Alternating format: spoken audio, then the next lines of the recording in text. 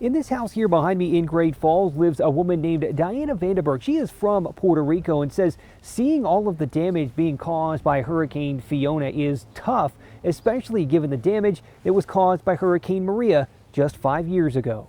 I feel really bad for them having to go through this a second time. Diana Vandenberg is doing all she can to stay in touch with friends and family in Puerto Rico.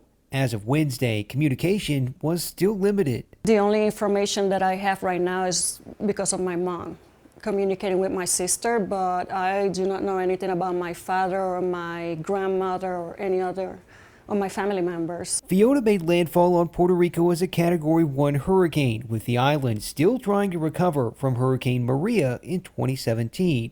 That storm tore through Vandenberg's hometown. That was tough because for that one, I did not have any communication with my family for probably a few weeks, 2 to 3 weeks. In times like this, do you ever wish you could be back there to help your friends and neighbors? Yes, yeah, sometimes I would like to be down there. I'm not sure what I could do, but I'm sure I could volunteer or do something helpful. She says the people of Puerto Rico are often told they're resilient, to pray and things are going to get better, but they want more than that. They just don't want to be resilient. They just want for things to actually improve, for the infrastructure to be better than it is. What is it going to take for the island to recover from something like this?